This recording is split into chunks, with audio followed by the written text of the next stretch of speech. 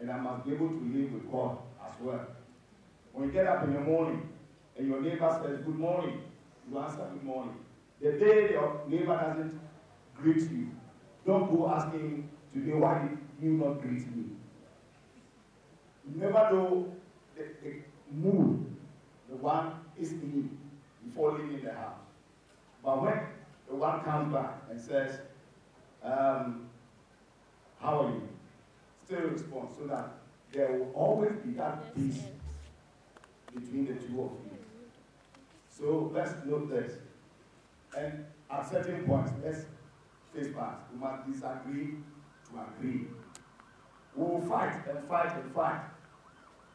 But at the end of the day, we must have one common goal, peace. And that is it. Do we know that even the human body itself has its own conflict? And if the human body has its own conflict, and you are able to overcome the conflict in you, how come you cannot fight the conflict between you and one other person? I believe that we can always tolerate one another if we really, really want to. Except seeing yourself as the most, I don't want to use words, but at the end of the day, let's tolerate one another. Prof, I have a few things to say. And help us to build a picture of peace that's very interesting, a picture of tolerance that is something we may not have thought of. The first point I wanted to make, though, is why do we even want to be tolerant and why do we want peace? And the thought occurred to me that we have a future to secure and a heritage to preserve. We have a future to secure and a heritage to preserve. And that future involves being very, very sure of ourselves and of who we are and having knowledge. Most people who are intolerant are also very ignorant because they close their minds to learning about others. And what we have to secure, I found one proverb for it, which is that it is a fool whose own tomatoes are sold to him. Now, we have to watch out. We have resources, we have human resources, we have natural resources, we have land on this continent, we have minerals and so on. But are we being fools by allowing our own tomatoes to be sold to us? This is an Akan proverb. I want you to think about it and think about the reason why you need to come together and think and project for the future. Now, the second point I want to make, there are many, many points that can be made, but the second point I want to make is one which says that if the town is at peace, then there will also be peace in the forest. If the town is at peace, it's also an Akan proverb, then there will also be peace in the forest. The idea being that those who are in control of the resources, those who are in control of society, can make sure that they interact and interface with other environments and make sure that there's peace all over, okay? So that's something that we need to look at. Now, one of the things that really takes peace away is the whole idea of needless aggression. For example, there is Limba people come from Sierra Leone, and there's a proverb they had which I thought was very interesting. One does not shoot a chimpanzee simply because it is ugly. Okay? Now, somebody is ugly, you don't like them. Why? Have you looked at yourself? Anyway, you know. But the point is that there's this sort of just mindless, aggression that is completely baseless, and you destroy, for nothing. So remember that one does not shoot a chimpanzee simply because it is ugly. And also, there is another one which I thought, was of some great interest in this regard of respecting others and being fair. And I think you all know this, And I'm just doing a literal translation. If you don't let your friend get 9, you will not get 10. If you don't let your friend get 9, you will not get 10. I think we saw it when the competitive group was working. You know, the whole idea is that if you are unable to be fair, you will actually destroy yourself also in that process. You know, so it's very important not to think that you are so smart and that, you know, you're cutting corners and pushing people down on your way to success and so on, because, you know, it reverberates and it has an effect on you. There's another one which I thought was very interesting. I want you to think about it so that when we have the discussion time, you might want to come up with some idea. The eggs, all the eggs in a nest, and this comes from Zambia, all the eggs in a nest are equal. And so none of them should show any signs of pride. All the eggs in a nest are equal, so none of them should show any signs of pride. In other words, the whole idea of recognizing that we are all in the same boat together, that we are the same. But I want you to think about that also. All of these things are part of our heritage that we can use to move ahead. Now, there is this sense of insisting on doing the wrong thing. I mean, it's like, you know, you have to have your way, whether the thing is, you know, makes any sense or not, whether you are cheating other people or not, whatever, you just go and insist. Now, I thought there was a Yoruba one which I thought was very interesting, which is, you put your hat on your knee. It may fit just as it fits on your head, but it will prevent you from standing up. Okay. If you put your hat on your knee, it may fit, but then you try standing up. And what will happen to the hat? It will fall off, because that's not where it's supposed to be. And the whole idea is, you know, based in our understanding what is right and doing the right thing. But our societies are definitely very, very communally minded. That is to say that you have the interest of others on your mind all the time. There's an expression which Desmond Tutu loves to use, and that is an expression called Ubuntu. Ubuntu means that I am because you are, and you are because I am. We are because of each other. And this is a very important thing that we should try to take from our society. And that's why when people gather to have a discussion, it was a democratic type of gathering. And the discussion, you would call, first of all, the idea of meeting in a circle. I don't know if you've realized it, but many of the things that we do either in a semicircle or a circle. There's that whole idea of the continuum of people at all times. But there's this also idea of call and response, engaging with each other. So how many Gans are here? Gan. Okay, plenty Gan. So, you know, you have this idea of when people meet together and you say, tra, omanya blawo. And what do you say? Yao. And so you answer back, omanya ablawo. Let us be seized with success. Let us have success out of what we are trying to do together. So already your mind is placed that you are not there for confusion. You are there to make sure that success comes. We say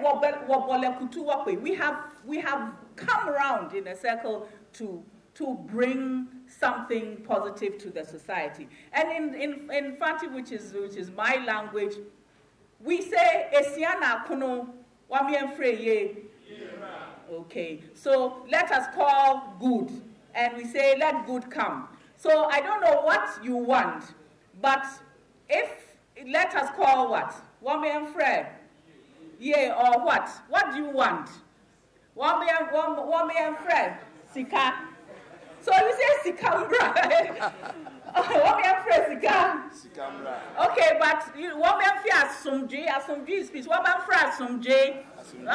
What you're talking about, so that everybody is aware that we are here to create a tolerant, peaceful situation. And the tolerance lies in, when you look at, sometimes it's very boring for those of you who are young because there are proverbs and more proverbs and people are going on eating. Traditionally, they allow you to argue your point, one after the other. I know that young people feel bad because they are not meant to just jump into the fray to speak. But you can create permission for yourself by asking, saying, you elders say X, Y, and Z, and then you can say what you want. Now, we also have something which I think those of us in contemporary times need to think about, and that thing is trying to understand each other and trying to make room for a structured way of helping people to ventilate, to say what they feel. So that's why a number of our festivals have room for young people to abuse the elders. They have it in the Ga, the Brong have it, the Apua festival. They will say, if you're an elder and you don't want people to sing about you, you must behave yourself. Because if you don't, on those occasions, they'll compose wretched songs about you. There's nothing you can do. Nothing. They will abuse you properly in song. Then when they finish, it's finished. Okay? So we have to create structured environment for this. Now, because we don't have a whole lot of time, I just want us to try a little exercise, but it means that you have to be part of it. Any airways here? Airways, okay. Akan, I know we have Akan. People from northern Ghana, the north. Okay. All right, so we're going to try something. I hope that it will work. This is something that was tried out after. We don't have instruments, so you are going to use your mouth. It was tried out by a young man. He's not so young anymore, Pascal, who created this piece called Harmony. Okay, so let's have the Akan. Let's have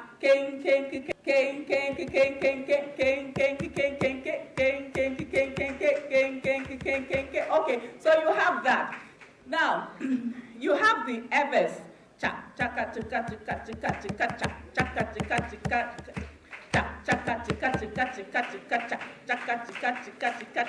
Use your mouth.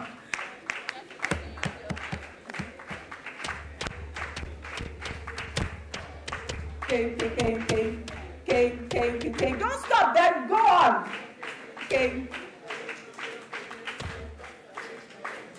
Okay, let's do the harmony. Okay.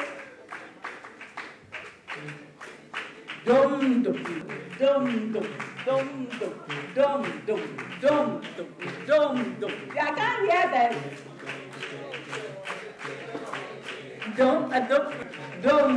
You have that? Okay, thank you. All right, now you see these things, you will find out that our rhythms are not that much different. Really and honestly and truly they aren't. And if you try to get up and do the dances, what they did was to do all the dances from all the regions together and discover that, frankly, if you listen, you can get into harmony with somebody else. And you can be yourself and still be in harmony. So I hope that I just want to put out these little teasers so that you will go and look and search and add to your body of knowledge so that when you go out there and you are relating to the rest of the world, you take something with you from your own heritage on tolerance and peace. Thank you very much. Ladies and gentlemen, time to add, time to ask questions. But then can you imagine if the tongue and the teeth fight in your mouth? Mm-hmm. You can't even imagine what will happen. Even when they are eating, when you are eating, these two things work together. At the end of the day, the throat takes whatever is munched. And if the throat decides, no way, would you eat? Would you get something to your tummy? So at the end of the day, no matter the situation, we may be different, but we can always have a common goal. Peace, tolerance. It's as simple as that. That's how I see it. Look at your hair. When you take a slap of water, you know why it is not the eye that was slapped? That tells you that, the eye has something to do with the slap, even though it was your ear that. So we suffer together, and then we have peace at the end of the day. Yes, that's how it should be. Now, ladies and gentlemen. Sorry, Mr. Chairman. We wanted to suggest that in order to catch up on time, since we've just gone through tolerance, you bear with us and tolerate, so that we move into the next session. Then we bunch it all into a question and answer. All right. So should we go It's a democracy, if you agree. It's fine. Sure. Hey, Shamima says she has to be. it means that this whole, no.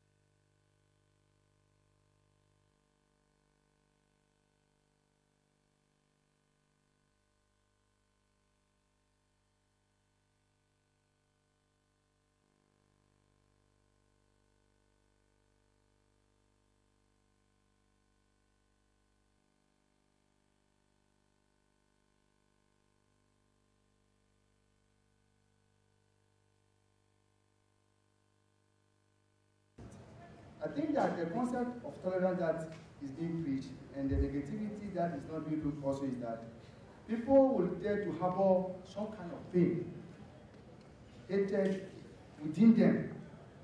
That will be prevalent in them for some time. And at the least provocation, it will get to a very worst condition. So why don't you look at the situation of letting them accept that humans are different. You are short, he is tall, he is taller. And so once we are asked to do this, it means that your capacity